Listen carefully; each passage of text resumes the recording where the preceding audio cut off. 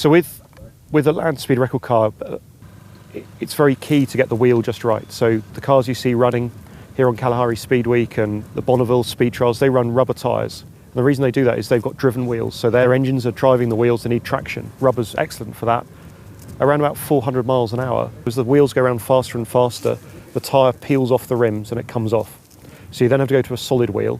So we've chosen aluminium, and basically these trials are to verify not only the material we've got, but it's that final bit of the profile. So whether it digs into the desert or whether it's very smooth.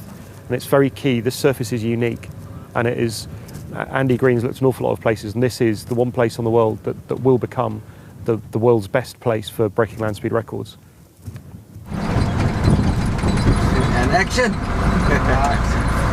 Right, the main objective is we're trying 2 new wheel profile shapes on the pan here.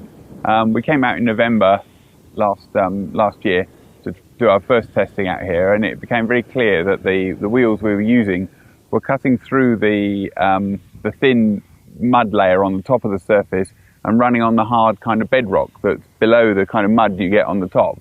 And we were seeing quite a lot of damage to the wheel as it was running on the surface. So we've got 2 new wheel profiles here today that are flatter. So the idea is to try and get them to run on the mud surface and not run so deeply sort of embedded in the ground.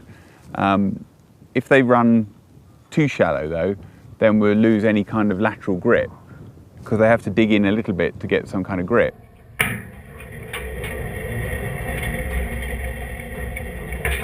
To start with, we're going to just run the trailer down the desert for a couple of kilometres and then add some more water ballast to the tanks, and then we'll work our way up to the full car weight, and then we can monitor how far the wheels go into the dirt as we increase the weight.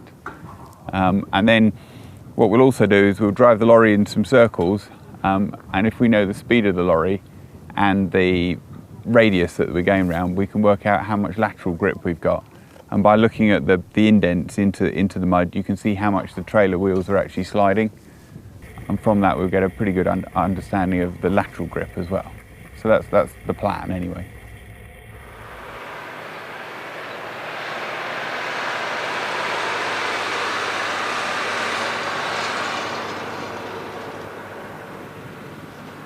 It's been really good. I mean, today we ran the trailer with the heaviest weight, so it's now pretty much what the car will weigh on one axle. The straight line tests, basically the flatter wheel is running to its full width, so it's getting some lateral grip, but there's a concern that it's kind of digging in at the edges. The V-shaped wheel hasn't broken through the surface at all. It's been showing really good stuff. It's not been damaged at all by any rocks that are in the surface. And we've just done the circle tests either way. And fair play, it's been pretty impressive. The trailer has just started to move in both directions, and yeah, it's showing that we're getting fantastic grip, so I think it's been really successful.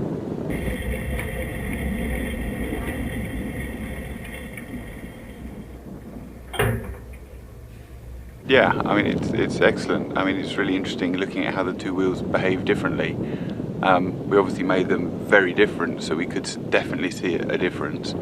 And now we've got the previous data we had that we collected in November and the data from these 2 wheels, so from this we'll be able to design the optimum profile, should I say, for the wheels for the first year. And then when we start running the car, obviously we'll learn an awful lot more about how the wheels are behaving with the real car.